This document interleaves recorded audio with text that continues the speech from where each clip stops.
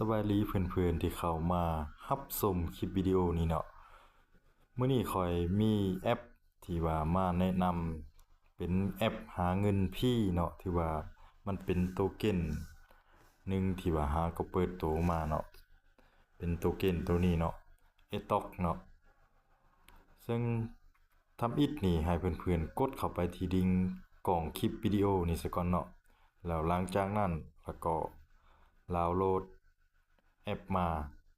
แล้วก็เข้าไปลงทะเบียนอีนก่อนเนาะหลังจากที่เพื่อนๆดาวน์โหลดและติดตั้งมาแล้วเข้ามาภายในแอปมันจะเป็นแบบนี้เนาะ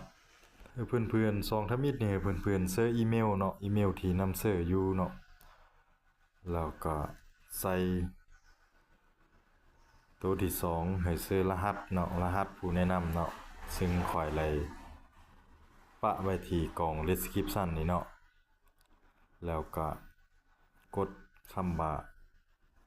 sign up เข้าไปเลยเนาะหลังจากที่เสิร์ชครบแล้วก็กดเข้าไปเลยส่วนข้อยเลยติดตั้งไว้แล้วเนาะข้อยเลยลงทะเบียนไปแล้วข้อยจะกดล็อกอินเข้าไปเลยเนาะ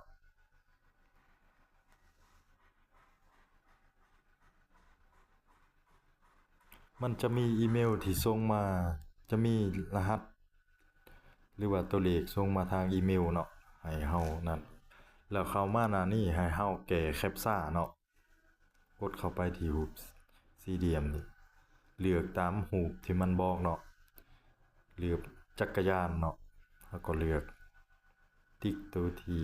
เป็นรูปรถถีบเนาะภาษาลาวเฮาเนาะแก้แคปซ่าเข้าไปมันจะมีรหัสส่งมาทางอีเมลเนาะเฮาไปเอารหัสมาเอาซื้อเนาะหลังจากที่เฮาเอารหัสอยู่ทางอีเมลมาซื้อแล้วเนาะมันจะเฮาตั้งเป็นรหัสที่ว่าเขาเป็นตัวแอปนี่เนาะเฮาจะตั้งอะไรก็ได้เนาะเพื่อว่าตัวเลยที่เฮาจื้อเนาะ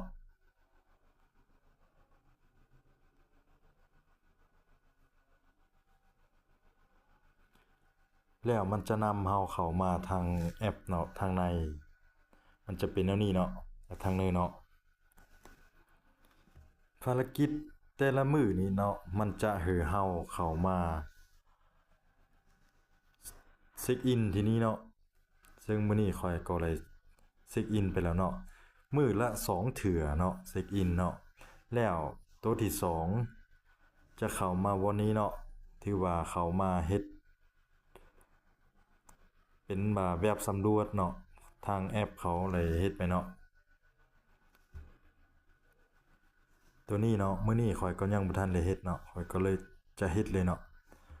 ตัวนี้เนาะตัวแดงๆนี่เนาะที่ว่ากดเข้าไปตอบคำถามมันเนาะ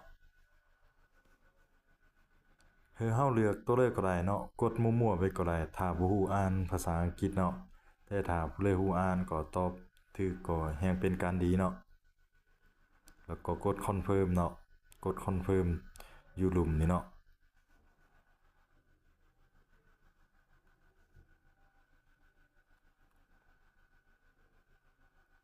แล้วมันก็จะขึ้นอันลับให้เฮาเนาะแล้วกดโอเคเนาะเฮาก็จะได้รับเหรียญมาเนาะตัวนี้เบิ่งมันบอกเบิ่งโฆษณา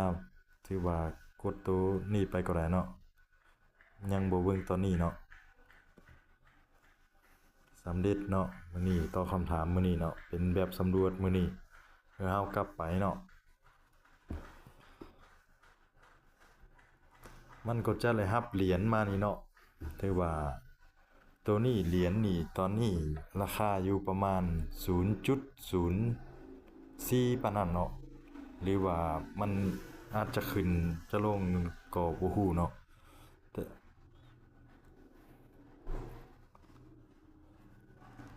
เฮายังสามารถเบิ่งวิดีโอเลยเนาะอยู่หลุมพี่เนาะ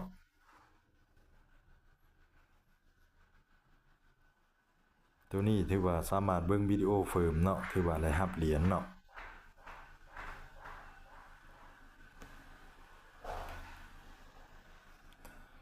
หรือถ้าเพื่อนๆคนเด้อเนาะอยากที่ว่าชวนเพื่อนมาดินนำเนาะก็ได้เนาะถือว่ากดเข้าไปที่นี้เนาะ ดเข้าไปที่หูผู้คนนี่เนาะ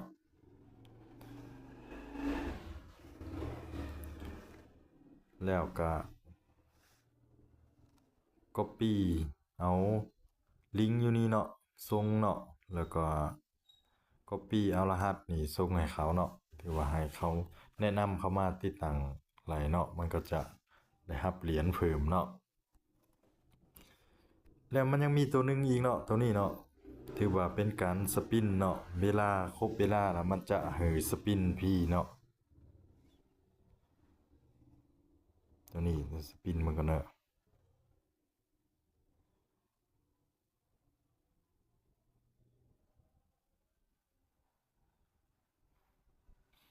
ถือโฆษณาเนาะเราก็จะได้เบิ่งโฆษณาเนาะที่เราเบิ่งโฆษณาจนจบมันจะได้รับเหรียญเนาะได้รับมาเนาะกด correct เนาะเตอพี่เนาะลุมพี่เนาะ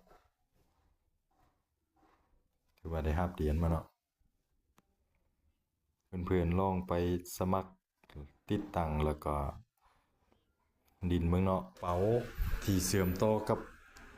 แอปตัวนี้จะแม่นกระเป๋า Trust Wallet หรือว่า MetaMask อหยังต่างๆเนาะซึ่งเพื่อนๆสามารถไปดาวน์โหลดแล้วก็เข้ามาเสื่อมได้เนาะส่วนคลิปหน้าข้อยจะพาเพื่อนๆไปถอนเนาะถอนเอาเหรียญตัวนี้เข้าไปกระเป๋า Trust Wallet เนาะเจอกันไหมคลิปหน้าสำหรับคลิปนี้สบายดี